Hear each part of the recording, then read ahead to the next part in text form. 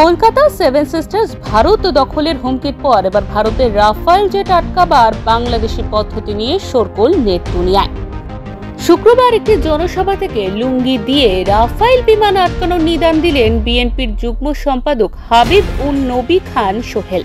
তারই মন্তব্য ঘিরে তোলপাড় সোশ্যাল মিডিয়া। বাংলাদেশে হিন্দুদের উপর চলতে থাকা অত্যাচার ও চিন্ময় কৃষ্ণ দাসের গ্রেফতারের কারণে উদ্ভূত ভারত বাংলাদেশের উত্তেজনার পরিস্থিতিতে দুই দেশের থেকেই একে অপরের দিকে ছোড়া হচ্ছে বাক্যবাণ। এরই মধ্যে গত 10ই ডিসেম্বর বিজেপির এক জনসভা থেকে শুভেন্দু অধিকারী মন্তব্য করেন, হাসিমারা বিমান ঘাঁটিতে ভারতীয় নৌসেনার যে রাফেল বিমানগুলো রাখা আছে না, তার একটা যদি পাঠিয়ে দেওয়া হয় শুধু আওয়াজেই ওদের প্যান্টে বাথরুম হয়ে যাবে, আমি বলতে পারি।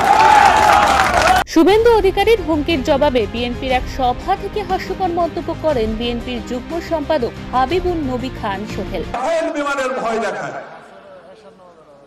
আরে ভাই, আছে কয়টা রাফায়েল বিমান? ওটার কাজ কি? বোমা বহন করা।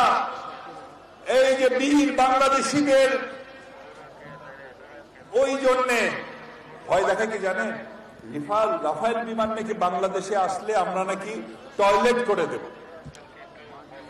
তাহলে বোঝেন, আমাদের টয়লেট করতে রাফায়েল বিমান লাগে, আর আপনাদের তো টয়লেট আসলেই রাস্তার ধারে বসে পড়েন,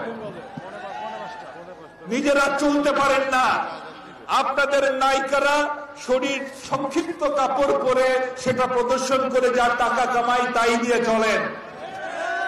মনে রাখবেন, আমরা যদি একবার লুঙ্গিটা মালকাছা মারি, কি লুঙ্গিটা যদি একবার মালকাছা মারি, দিল্লি পর্যন্ত খবর হয়ে যাবে।